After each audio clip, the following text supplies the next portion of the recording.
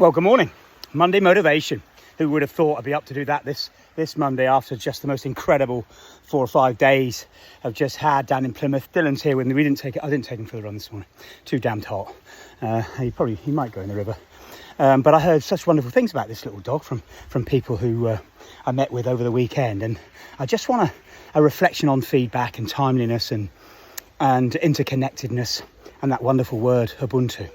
So went to Plymouth. I had the absolute joy of hooking up with some friends. We were going to play golf on the Thursday afternoon, didn't work out, pissed it with rain and missed.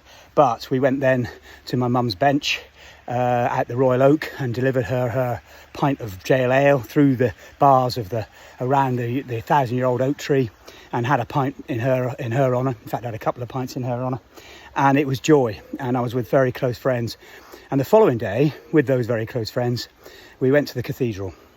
And we had an amazing ceremony in celebration in honour of Edie Gill and Danny and Brendan and Colum's mum, who brought them up with such skill, and I'm sure she's massively proud of them now.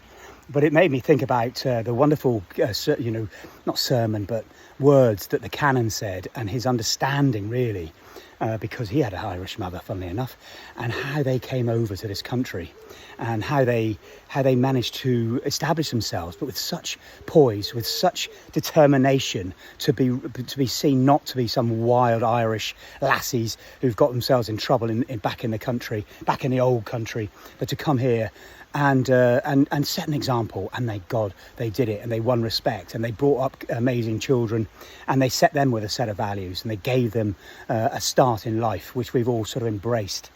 But it was just beautiful to hear those stories about Edie. And then we go and we get together. I actually that day also met with my old boxing coach, Tony and I, Alan Sanagar, amazing guy, and spent some time with him, reflecting and actually telling him how much impact he had on us in our lives. He's in his 70s, we're in our 60s, and we're telling him now, and I guess that comes back to the timeliness bit. A little late sometimes for Edie, but I'm sure the boys told her how much they loved her.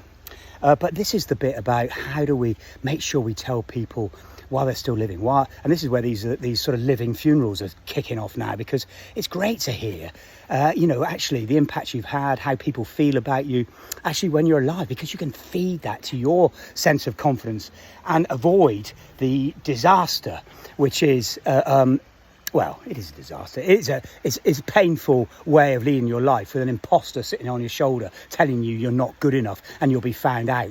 And I had a few conversations with people over this weekend on this very subject of imposter syndrome.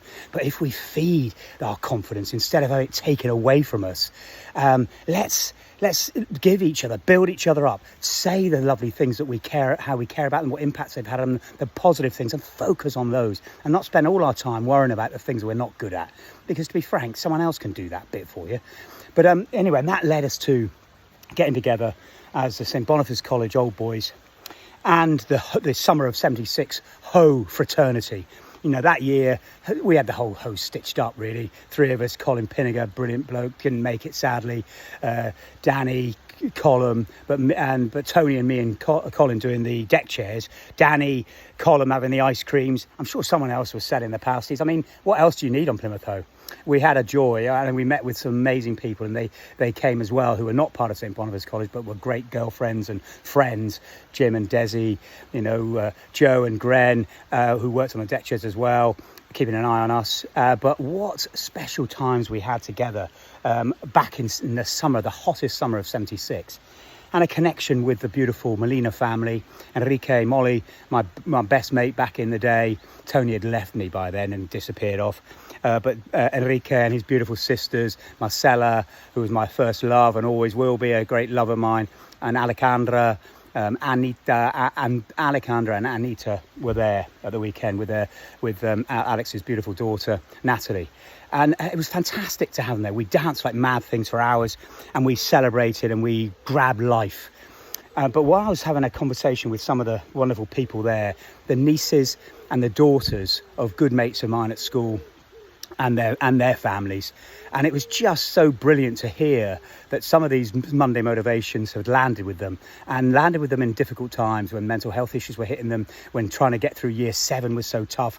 And this beautiful 14-year-old absolute Esme, just stunning young lady with such confidence, such poise, and Sam, just so good to hear the impacts. And I think that plays back to, that importance of just say it in the moment, say it when you can, and also reflecting on the stories you tell about people.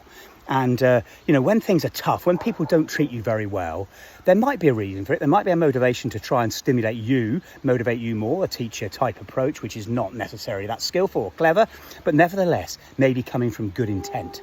And if we hold on to that mantra, assume noble intent, that people aren't trying to hurt us or damage us in the main. There are tossers out there, of course, who do that. But in the main, people want the best for us. But if we can have those engagements at an adult to adult level, if someone has done something that has a negative impact on you, almost being grateful for the opportunity to develop your character, which we obviously didn't take that attitude while we were at school and being strapped to hell by Christian brothers. But if you can hold on to that, belief that actually what's happened here, it gives me a chance to reflect on myself and grow and develop my character. And I have to say, Esme, yours has developed amazingly. And in some of those adult conversations now with people in the moment, let's talk now. Let's talk now about how to get the best from me and what impacts you've had on me in a positive way, and focus on those positives.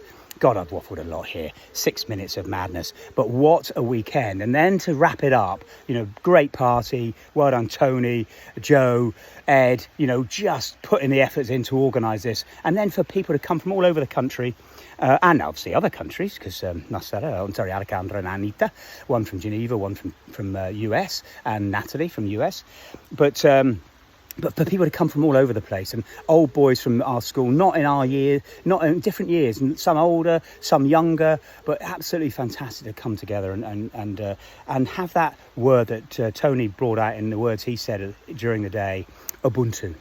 I am because you are. Or another way of looking at it, as Desmond Tutu I thought encapsulated so beautifully, I am because we are. The power of interconnectedness, the power of interdependence. We don't achieve anything on our own. So how do we reach out? How do we grab hold of people? How do we sustain that connection? But anyway, we had a brilliant night, great dancing, great fun. It was amazing. Loved it, and I would love to get together with all the old boys from school and from the Ho. And then on Sunday, I managed to get away to sit and spend an hour with the wonderful Rose Jones.